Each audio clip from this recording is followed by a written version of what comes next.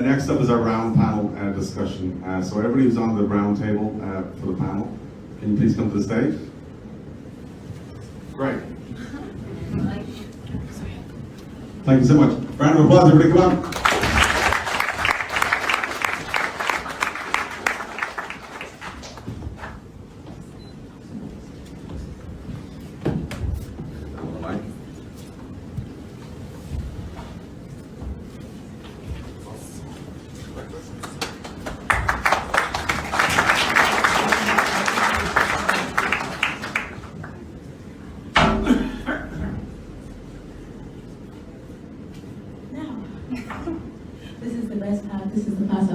All night, and thank you so much, Leyla, for organizing this. This is amazing, and for everyone for showing up and for giving us the opportunity to meet and talk to these amazing social entrepreneurs.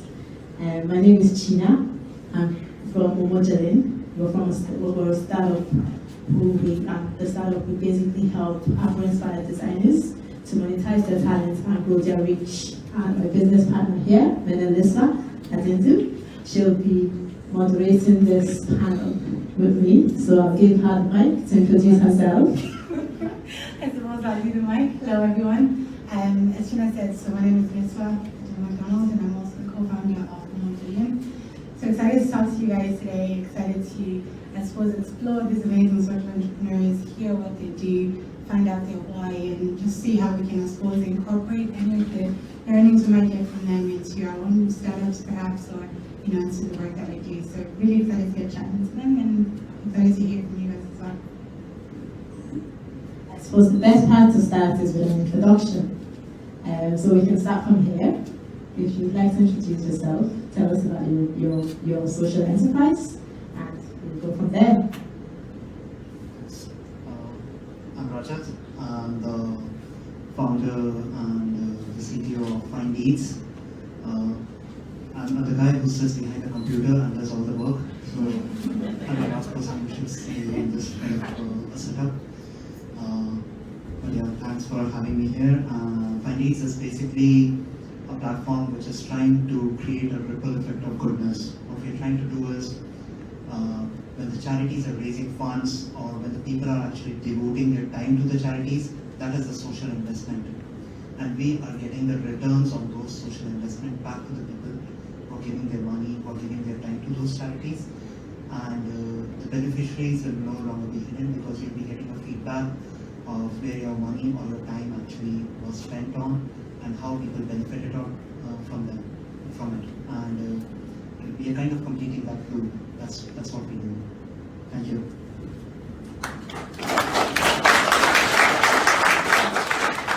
Hi everyone, my name is Ellie Walters. I am co-founder of ReFunk Upcycling. We work in circular furniture space, so we kind of started out taking in furniture that was going to go to landfill and kind of redistributing that, matching that with upcyclers. But as we kind of continue to work with upcyclers, we kind of figured out that the real issue is actually kind of more a social issue than an environmental issue. It's for the upcyclers, them trying to kind of find job opportunities, build up this kind of passion as a side project into a full-time job. So we're kind of moving a little bit away from touching the furniture to kind of helping these social entrepreneurs themselves to kind of build up their passion and make it a full-time job.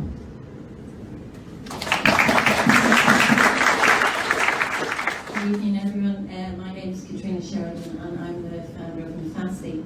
Nafasi is an African Swahili name which means space, opportunity and chance. So for the last 13 years I've worked in the international aid sector, and I suppose what Nafasi is trying to do is move, I suppose, aid on to be more transparent and accountable. And just like what you're doing in Finedeeds is we know that 1 in 2 people trust charities today. That's been measured by Edelman for the last 20 years. So they measure trust in governments, in media, in NGOs and in businesses. And we've had a great acceleration in the whole area of crowdfunding, which really has enabled digital funding and is a really efficient way of giving. But I think the loop that hasn't been closed is really how the money has been used. So we've developed a traceable marketplace whereby we can measure impact, measure outcome, and at the same time ensure that we maximize the amount of money that goes to the end user. So our application is for tech entrepreneurs in Africa. So I've travelled quite a lot in Africa and probably worked with the poorest of the poor. So many of the NGOs here in Ireland, they're mandated to work with people in society that have humanitarian issues or at a very localized basis in rural communities. But if you look at Africa, the growth in population is huge. So the youth population and the working youth population is going to surpass both China and India combined. So that's a huge demographic tornado that's kind of coming down. And what's happening is a lot of African young people are underemployed, or they have several different employments, and particularly in a startup. So you're either being a gig worker, to a company in the global north, and you're moonlighting, and at the same time you've got to keep your startup going and keep all of the energy up to do that as well as kind of pay your bills and feed your family and all of those things. So what we're doing, it's a very simple thing, and Michelle, you were mentioning there, is we need to actually be realistic around the whole area of startups. Like, the percentage of unicorns are tiny relative to the amount of SMEs. So it is about creating a sustainable set of SMEs, because SMEs employ people. So all across the developed world, 70% of a country's employment is coming from SMEs. They take care of their employees, they're loyal, they give back to the community. And I think in Africa there needs to be that opportunity to provide SMEs a scaling approach to their business and ensure that ownership is amongst indigenous Africans. So I suppose it's to move us away from that, I'm going to say, the bro kind of unicorn approach to venture capital, to actually looking at something which is more sustainable and realistic, which is about providing, be it founder funding, pay their salaries, be realistic about what is the startup journey. And so Nafasi is using elements of blockchain technology to enable that whole transparency and accountability. And I think by having that intelligence layer in the business in the middle, what we're doing is really reflecting the true entrepreneur journey, because I think that's what's really badly missing in the ecosystem. Of course, we want your unicorns and all of those things, but we do have to realize that not every entrepreneur wants to be a Mark Zuckerberg or whatever else, that actually the vast majority of employers within society are actually SME owners, and it's about championing them. So that's what Nafasi is about: space, opportunity, and trans.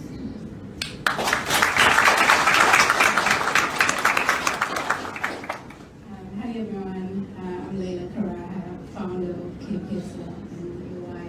Still feels strange introduce myself as a founder. Still very early days. I still have this imposter syndrome going on. But making baby steps, which counts at the end of the day.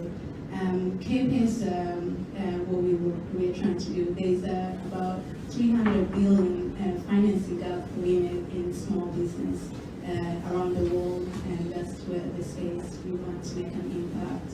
Africa alone, they have 42 billion financing gap between women and men, and in that continent, more women are the ones who are running small and micro businesses, and we're hoping to launch over there and make that impact, and hopefully, their business will grow if they generate more, more sustainable economy, hire more people, like what Catrina said. So that's the space we want to make an impact.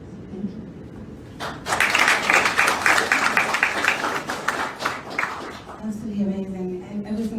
absolutely doing incredible work. So definitely kudos to you 100%. I suppose to kind of start off, I know Catrina, you mentioned as well in terms of the journey of startups, and everyone's journey is different. But I suppose to kind of bring us to the start. Everyone here is at different stages in their entrepreneurship journey. I suppose what advice I suppose would you give to startups in terms of starting off from the very start? Someone might have an idea, they have a problem that they're trying to solve, and I suppose they're trying to figure out the best approach to kind of, move forward from that and kind of take it from just an idea and actually executing the plan into an actual startup. So what advice would any of you guys kind of have for anyone here? Well, I go to a lot of for-profit pitches, in other words, where there's venture capitalists and all of that. And I suppose the thing is, as social entrepreneurs, the first thing is kind of defining the problem that you're solving. And then the second thing is, okay, well, who else is doing it, or are you doing it in a unique way? So, it is just that whole piece. And what's your approach? What's your kind of theory of change? Because in the social entrepreneurship stage, what you're looking at is kind of a change process. So it's kind of like that theory of change. So what is your theory of change and your approach to that?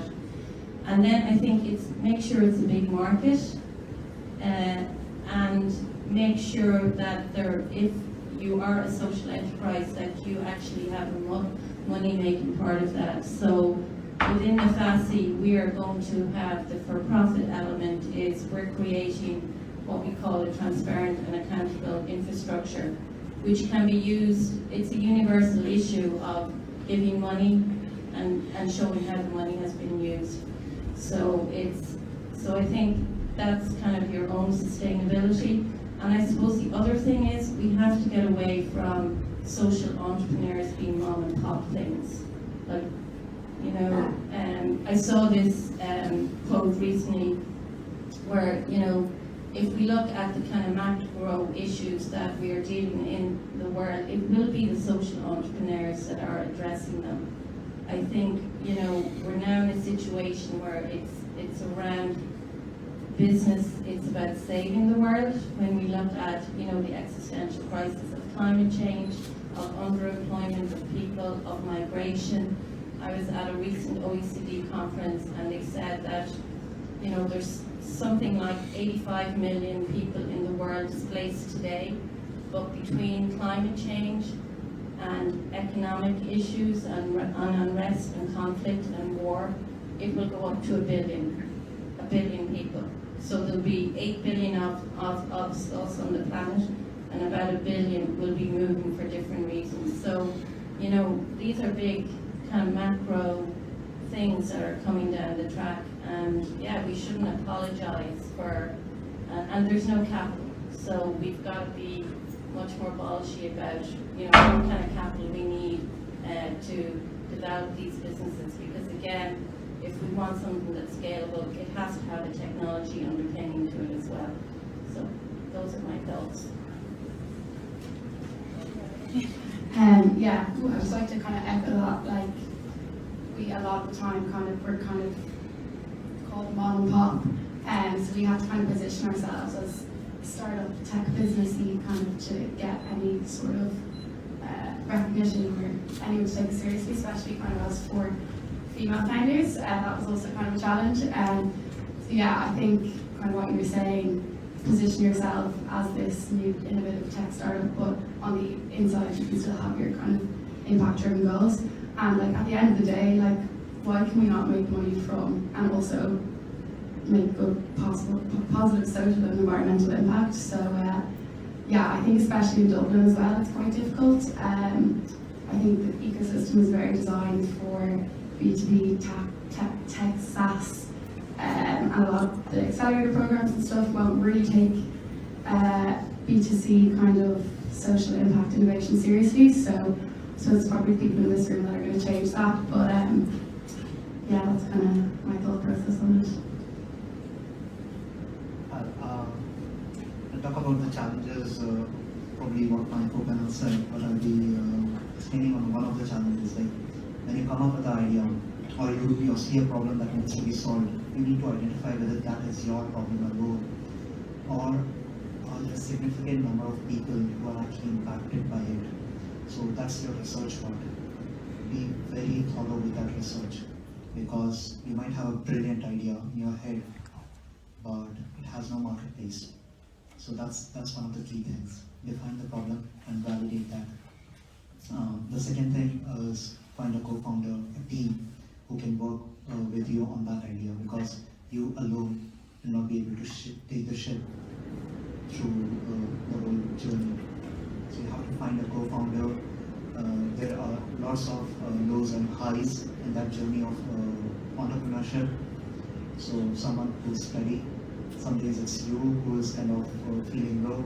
So you need some kind of a motivation from someone, and it's always the other anchor that you have with you in the team. So find your team. And when you are going out there, just be confident about, once you have validated the problem, be confident about working on it, because a lot of people will come and tell you it has no space.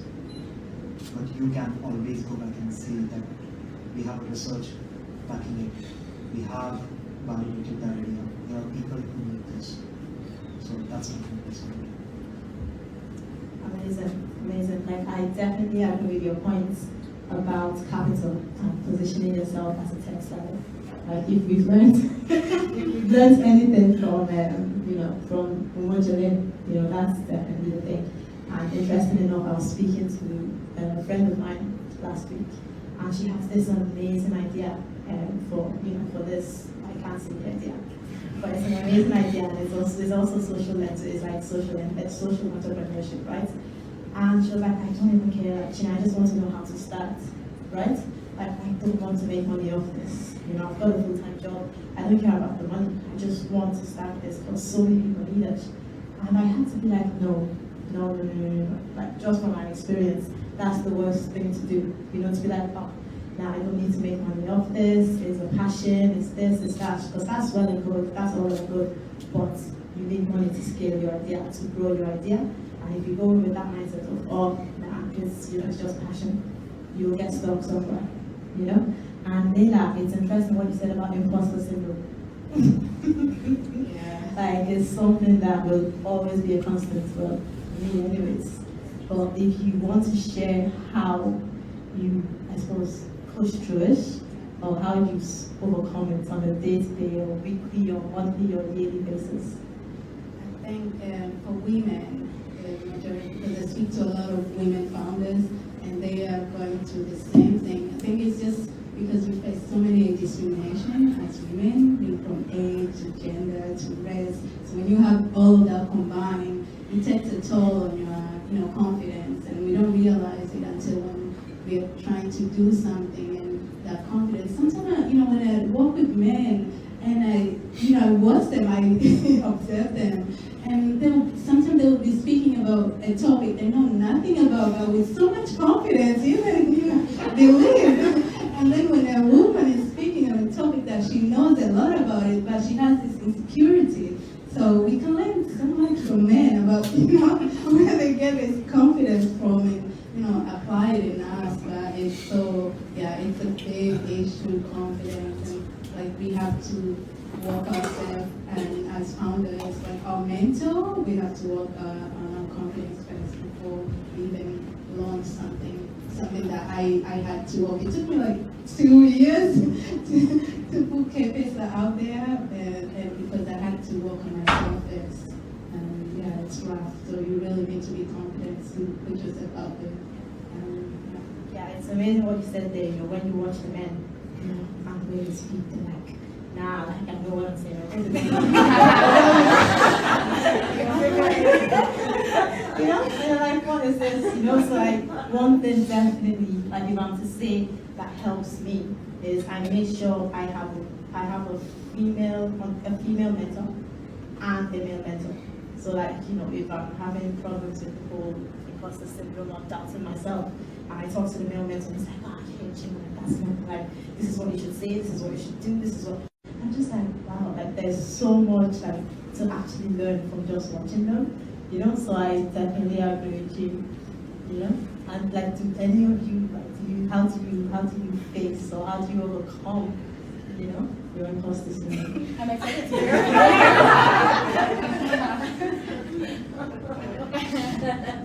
I kind of don't really understand, but when you're talking about all the things that men do, but see, my greatest mentor was my mother, and she is still my greatest mentor. Whenever I was down and I felt like I'm not confident about doing things, she was the only one who told me, like, you have a good mind. I know what she's read, and she's the one who keeps my books preserved and everything. And she said, see, if you can read all of those books, if that is something that runs in your head, I think you can do a lot of good things. And I don't particularly look up to people for motivation. I look up to books because they give me a lot of motivation. That's where I get all my knowledge from. And then when it comes to working out in the field, what I've learned from my experience, people are really kind. When you're around the people are really kind, they want to help you. I came to Dublin like 6 years back, and when I came here, one of the things that I faced in my job was like, will I kind of fit in, because I was the only Indian in the team, and it never bothered me after the first few months because everyone was so accepting and so accommodating. Going on, it just so happened when I started Finedeeds, I had to find a co-founder, and it turned out to be a lady who's like absolutely amazing. And she's the lady who pulls off the idea. She's the lady who pulled me up to this stage. So yeah, I cannot actually relate or talk about that, but I'd say like women is a great motivation in any field that you go. Yeah, I'll just say quickly on that. We completely have like 4 female founders. We kind of almost like talk each other down a little bit. We're like, oh, is that too much? Is that, women are kind of scared to take on space. Like we were pitching for investment, we pitched a certain amount, and it was 3 like male investors, and they were like, that's not going to get you anywhere. Come back and pitch for double. So like even them who were, we, especially when you're asking for money, I think as women, we're never really taught to talk about that. So don't just always over-index yourself and go in confidence and ask for loads, because they probably will give it to you a little bit confidence. So That's amazing. Yeah, definitely. We can all definitely relate to that. So it's great to hear some of the advice from you guys. Catrina, I don't know if you want to add something to that. I'm too old. Imposter syndrome, honestly. There's a time in your life where you go, forget it. Yeah. Sorry, we're going to get to that. It goes. So we've talked, I suppose, about your journeys and kind of some advice that you have for us in terms of startups. So we've got our idea, we've found a problem, we've done our research. So what's the next step? Are we going straight for investments? Are we, joining accelerator programs? We've started, maybe we're bootstrapping it like most of us do. So where do we go from there? Well, what we did, so me and my team met during our masters in Trinity College, and we just completely took advantage of the innovation system there. We did every single competition. We did the Launchbox Accelerator program at the end of the summer, just the summer gone, which gave us loads of money. We only really decided last summer that we were going for it. Myself, 2 of us already had jobs lined up, so between kind of August and Christmas, we just knocked up every accelerator store, talked to everyone, nearly gave up about 10 times, and then it's kind of just before we were about to give up, we got a round of angel investment, which allowed us to go full time, so that was really cool. But I think, money is obviously a really difficult one. Like, we were all working full time and doing evenings and weekends, so I think you kind of have to put that groundwork in for a little bit. Obviously as students, we didn't have the capacity to pay ourselves, we had to work. But I think every accelerator, just knock on every door, and you never know, whatever conversation will come up, that could be the next person that might invest in your idea. I need to get a list of those accelerator programs, because it's tough balancing a full-time job and, and your business. I read somewhere that one of your co-founders is full-time now. Yeah, sorry, so that's me. We're very lucky that there's 4 of us to spread that load because it is a huge challenge. But yeah, it was literally we were about to give up and then it came through. So yeah, it's always kind of the last moment. That's amazing. Yeah, and then I think you have anything to add, to what's next. Yeah, interestingly, the technology we're in is blockchain, and I don't know if many of you are familiar with that. So you've probably all heard of cryptocurrency. So, which kind of, okay, people have different views around cryptocurrency. I think it's kind of money made up with software code. That's my own opinion. There'll be lots in the room that,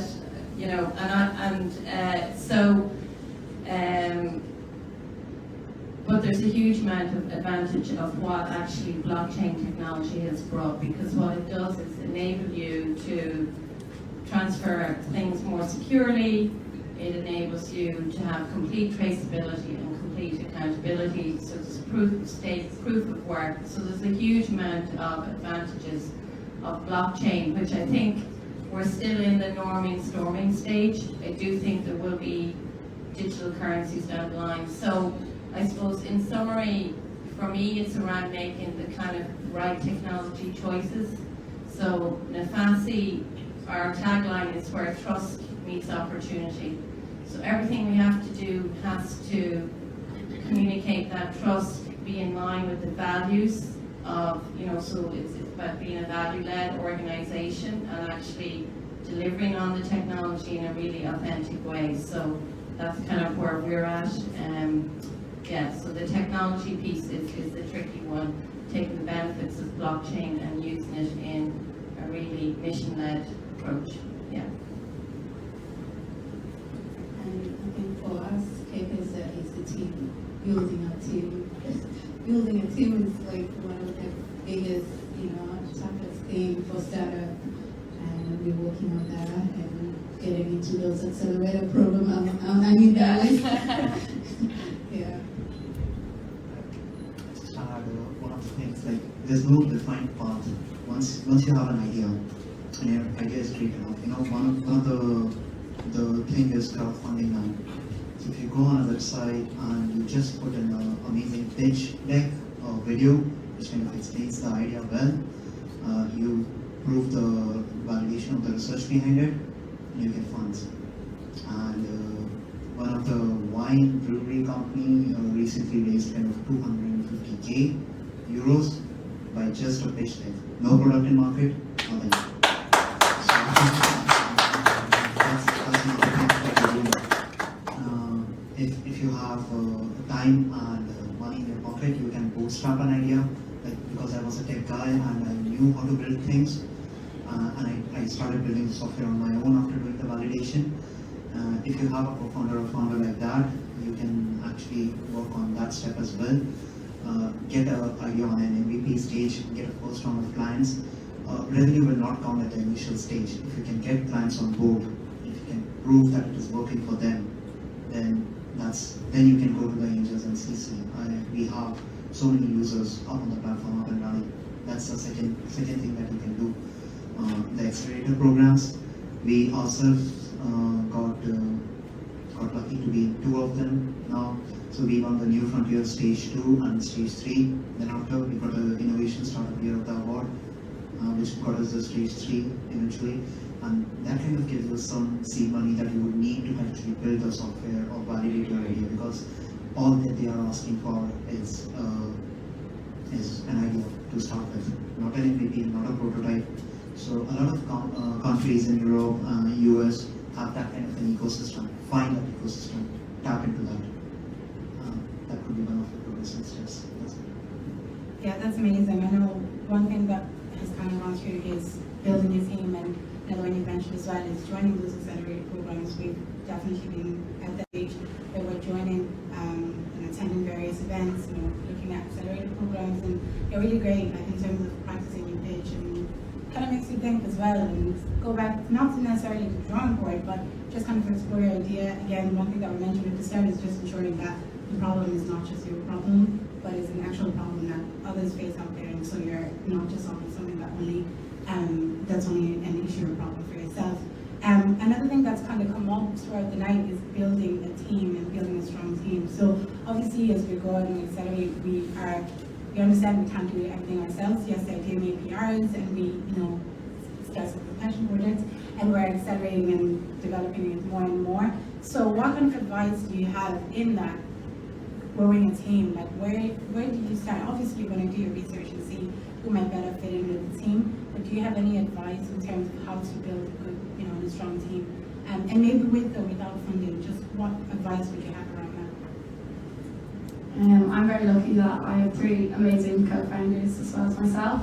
We were like friends before we became co-founders, so we kind of are all equally as passionate with kind of different backgrounds, but we're kind of rooted in marketing, and I think that's what we need anyway. That's what we're kind of offering to our customers. We're kind of the connectors of the furniture and the upcyclers and the customers, so we're just kind of, so we have that down, but then absolutely no technology whatsoever, so we kind of stumbled a little bit here and there, getting kind of students here and there, and that was amazing to get us to a point, but we've recently brought like an amazing tech person onto the team, and he just gets it. We got very lucky, because we got someone who is equally so, like, he did an undergrad in computer engineering and then a master's in sustainable development, so we got kind of a very rare, and also loads of experience in sustainable startups and in kind of big tech companies, and wanted to get involved. So yeah, we just got very lucky. I don't even have my advice on that one. LinkedIn had job post, that one was easy, and then we have amazing new intern from Stagecore, which is like a program analyst. She's in the audience. It's like an amazing program job Catch actually set us up with, and all the top American universities are kind of bringing students to Dublin for the summer. So she's done amazing work. She's been here with us for 2 or 3 weeks and kind of taken all the kind of executionary marketing work off our hands, so we can kind of take a step back. But yeah, I think I'm kind of this only co-founder that's going full time, and it can get really, difficult, kind of what you're saying, having that sounding board. But yeah, you just need to not keep it to yourself on a bad day and just voice your concerns, because they're always there. It's not, yeah. So probably not a lot of actual advice there, just a lot of appreciation for my team. And a bit of luck, right? Yeah. Anything else from anyone else? Yeah, I was really lucky in that I had a bunch of friends who kind of helped me out. I've worked with in the past, so I needed someone when we were doing our statement of requirements. So he was, worked in consulting and had actually a huge interest in this whole area and had lived in Africa for many years, so had a multi-dimensional knowledge of the issues. So, and he was also a good process mapper, so really kind of going through the process mapping.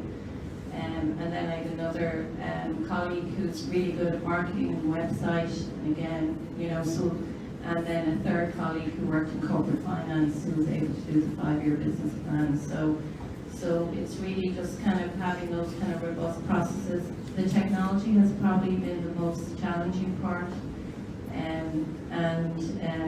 because blockchain is an emerging technology, and I'm being really specific about the parts that I want to use. So probably India has the greatest amount of skills in that marketplace. So I'm working currently with a partner, and like that, it's spending time, albeit with COVID, that's all virtually, but I am looking forward to spending time face to face with them now, and yeah, making those choices of a technology partner. You absolutely cannot do everything yourself. I also have an advisory board, so I have what we call 3 demand markets in Africa, so Kenya, South Africa and Nigeria, and then I have what we call 3 supply markets, so where I expect to get the funds from, the charitable funds, and that's US, Ireland and UK.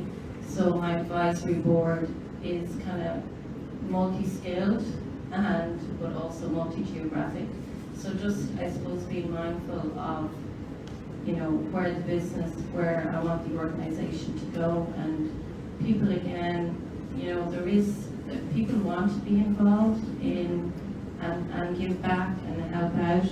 And you know, one thing I could definitely do a better job is actually making sure I can tap into that better. So it is an investment of time to run those things, and I think I need to do a better job of that. So that's one thing for me, because you know, having regular meetings, having regular updates, asking for help, you know, because as I say, there are down days. There are times where you go, oh my God, I'm knocking my head. But you know, having said that, people's goodwill is huge as well. So just ask, you know. That's great. Sort of the advisory board. I started putting together a small advisory board. I have a friend of mine whose dad is very experienced in business development, global business development. So has been keeping me in check. We have our monthly call. He's based in Denver, you know, thank God with the technology, and the distance is not an issue. And also community, being, you know, YourY network really helped me get an amazing team. Marcella there, she's amazing. I couldn't have done you know, this year without her. She really pulled me through.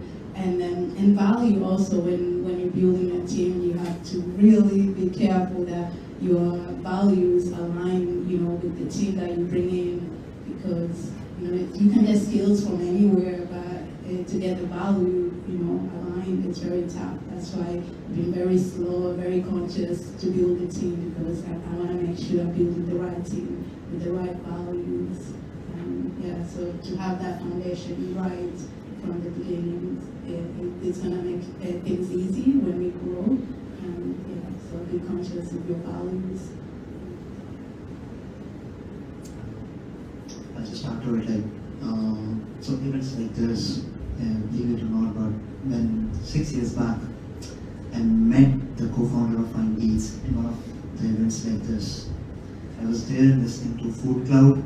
They were there on the stage, I was sitting there, Pauline was there, we just met, we were interacting with each other. That was our first interaction. Then after we connected on LinkedIn, and when I started validating the idea in 2020, Pauline came to me and talked about, like, I'm working in that sector, I'm helping a lot of charities, what are you doing? And we got together. So that is a powerful tool. Like, you can find your team in here, because you have I mean, in saying that, we're looking for a tech. So if anyone is interested, we're looking for someone to join us. I'm a marketing person as well, so let me just touch you for luck. Okay. That's good. And so then, in terms of your social impact, how do you track it? Like, do you have any metrics that you use in tracking it? We were actually talking about this on our team meeting on Monday. We're trying to get like emotional KPIs. We were in this program and they were saying, they were like, you have to have like be able to measure the value. So we were just like, oh, money saved, and they were like, no, you're doing something more than that. Like, you need to have emotional KPIs. So we're kind of still working on that, but kind of for us, it's going to be, you know, the number of job opportunities that we create for upcyclers, you know, the amount of upcyclers that are able to use this, do this full-time passion and start as or do the part-time passion as a full-time job. We also have environmental impact, obviously, you know, the pieces of furniture that's diverted from landfill, but yeah, we're starting to focus more on the social and just, yeah, supporting those upcyclers. We're building it for them. So yeah, I think that's also kind of a little piece of advice. You need to just focus on building it for whoever the kind of core target people are that are going to be using it, and not kind of how you want it to be or what you think what your vision of it is, and just kind of be ready to move with that. So yeah. So our KPIs, so our 5-year business plan is to raise $500 million to help 10,000 SME organizations to scale to having 3 full-time employees. To have an operating cost of 10%, so it means that we've proved that this intermediation in aid works, so that we're a really lean organization, so to speak, and that 90% goes to the beneficiary. And I suppose our last KPI is what we call brand promoter. So to what extent would the entrepreneur who's gone through the process promote that to their friends and family, and equally for those that have participated, be it through mentoring hours or through giving, to what extent would they actually recommend it to their family and friends. So they're at the 5-year goals.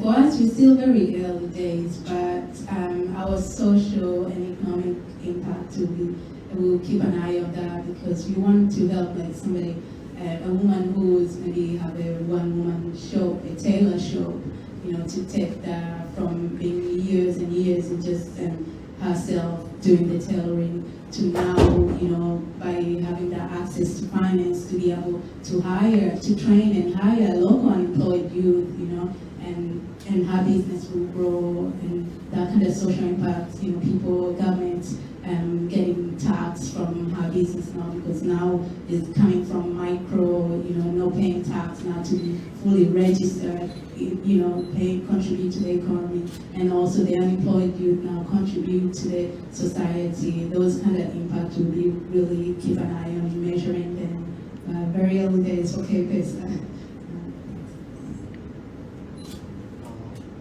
So I like the word emotional KPI. I need to work on that now. Now that I know it. Our social impact measurement tool is basically we are kind of building people's profile. So everything that you give to the society, right? It doesn't get lost anywhere. That is your social investment. That kind of reflects on your profile. The work that you are doing in a permanent setup reflects on LinkedIn as your professional profile. For Finedeeds, it's a goodness profile, and we are called Finedeeds. And we kind of track all the work that people are doing. They kind of can actually choose to show what part of work they want to show to the public, and or they choose to hide it. Like if they don't want to make the donations public, they can just hide it. Apart from that, because of the war that happened, like the Ukraine, an unfortunate Ukraine, it's not a war basically, it's an invasion by Russia. But when we launched early in March to help those people, until date we have raised close to 10,000 euros, which are directly going to Polish charities, which are volunteer-based charities, for helping the Ukrainian refugees. The impact of that is coming back on the platform. So if you go and visit Finedeeds.com, you can see the projects that were launched, the number of people that it has reached, the kids and the women who have left the country, and how it has helped them. All of that you can see in Finedeeds. Yeah, and I suppose one thing that I'd say we took from that is you probably say you have to understand your business model like really well, understand your problem statement as well as your customer. And I suppose like programs like the ones that have been mentioned tonight are really great in helping you again explore your idea and kind of see how you can get to a stage where you know what your KPIs are. I don't know how we are in time, if it's are we opening the questions to the floor? We don't have time. Like one really good one. One really good one. One really good one from down the back. Anybody got a question and answer at all from down the back? Front? Go ahead. Go ahead, sir. That's for anybody who wants to answer it up here. When you're seeding startups, do you encourage when you're seeding startups, do you encourage the founders of that startup to go ESOP, employee stock ownership programs? And do you also encourage them to work on developing the people that they hire to be the best possible version of themselves that is possible to be, because if you do, that's a freight train, right? Anyway, question. Do you encourage them to go ESOP, or are you sticking with the version of capitalism which is now failing? We have ESOPs now with 2 super yachts, not 1, 2. One to supply the other, 400, 500 feet. So, that has to stop. It will collapse. And it will collapse in violence. And those who have it will set their dogs on us. But there is a way to change the world, I think. And then my question to you is, because you're all passionate, very passionate, and that shows, can you direct your efforts, if you're not doing it now, to doing that, and what do you see the value in it? Very good.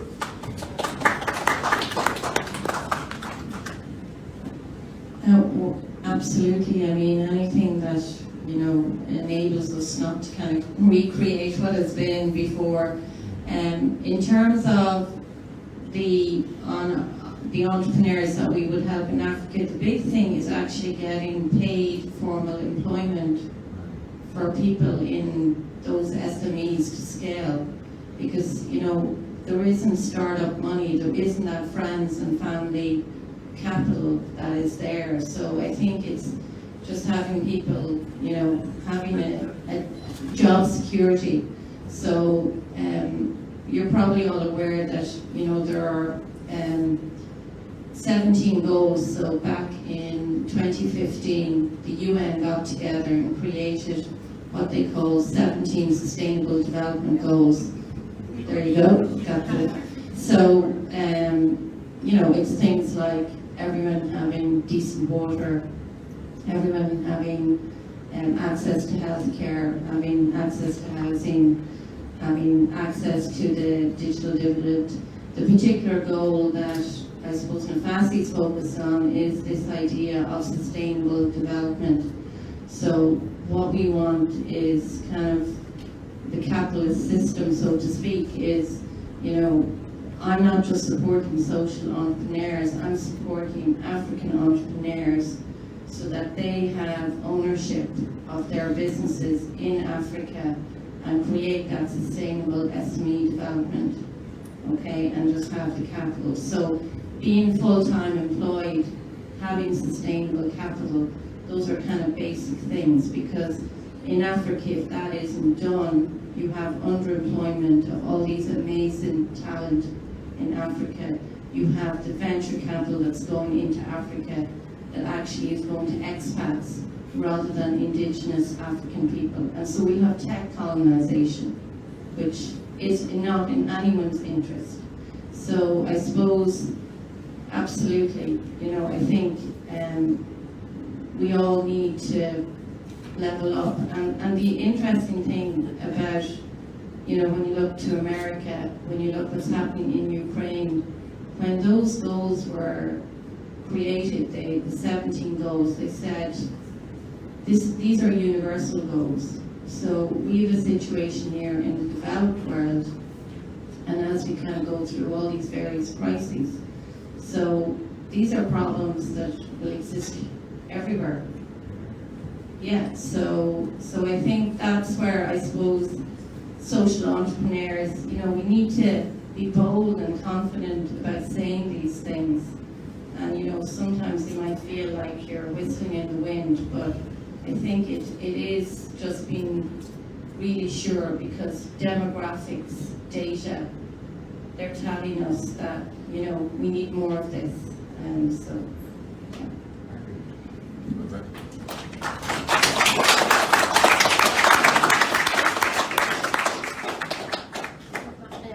Actually, my question is actually to the two ladies here who've been very, very patient, but I just want to know, as you probably know, they are the founders of, I said that correctly, it's called Umo, which I don't know what the word means, Umoja. So just to do a bit of publicity here, it's amazing talk. Actually, I have to say as well that the famous singer called Tulu McKay was at the President's house, invited at the Neutral at the garden to sing, and she was well back. So you can find it. No, but the question is just to do with the storytelling. You probably know you are kind of being bombarded with information about things. And for me, it's telling stories. For example, the stories you say about that will be keeping to me. I mean, I just want to know. Obviously, you are not all experts on social media, but it seems to me that the way things are communicated is about telling stories and stories of positive changes. With that, I just want to know if any of you has any advisors, or I mean, I personally believe that you have to be a good writer, a good social marketer. I know you have a very nice photographer, colorist, but do you have any person who is giving you advice of what to say? How do you, I suppose, see this positive change? Because in this world of internet that people spend 10 seconds looking at something, you have to tell some positive stories. And sometimes internet is a bit of a, it's about buying these likes. But for me, it's about, I've been to Kenya, I've been to some places that have stories of change. Have you got advisors for you girls that they brought you where you are, because obviously it's a big success, and for anyone else in the panel, how you come to this idea that you need to communicate this positive story, and who is giving you this advice? Thank you. So in terms of the storytelling, we don't have advisors telling us what to say. So that's where the good thing. That's the benefits of believing in your actual style of writing. There's no one telling us, oh, this is what we should do, this is how you should tell your story, this is how you know. We founded Umoja Linn because we really believe in the mission, you know, monetizing and helping designers monetize their talents and grow their reach. So, and we also strongly believe in telling the African story ourselves, you know.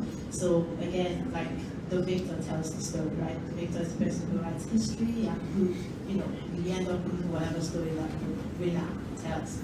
So with Umoja Linn, we're making sure that the African, you know, the story of African designers and our textiles and everything is told by us. And then we're inviting the rest of the world to then also come and join us on the ride. So that's the whole, and I know we're short on time, but it's just short story of how when we decided to take this seriously.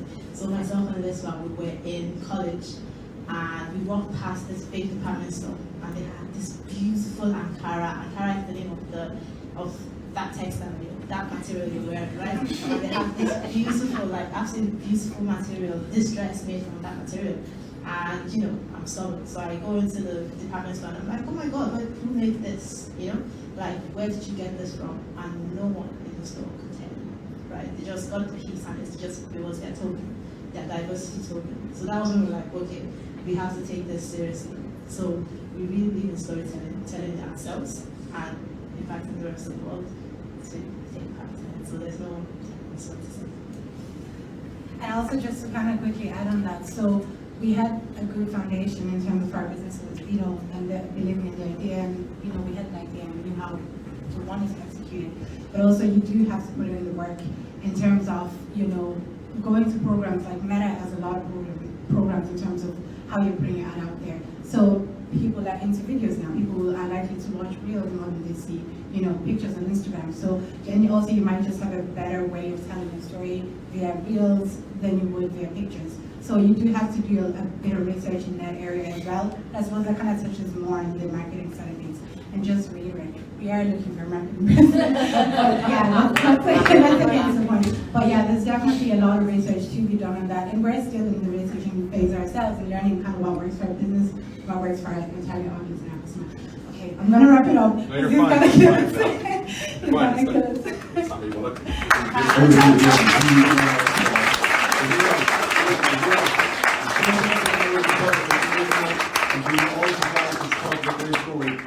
That's a massive round of applause for that, so thank you so much.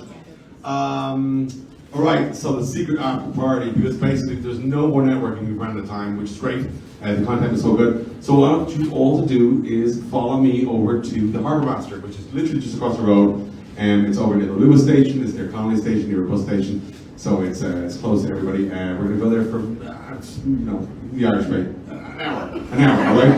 All right? But we were going to see you guys come over there because what I've noticed after the networking events is it kind of splits up into its own little groups, its own little corners. and the stories get a little bit more interesting there as well. But don't forget to network. So some people are here for the first time to a networking event, right? I'm going to do something right now.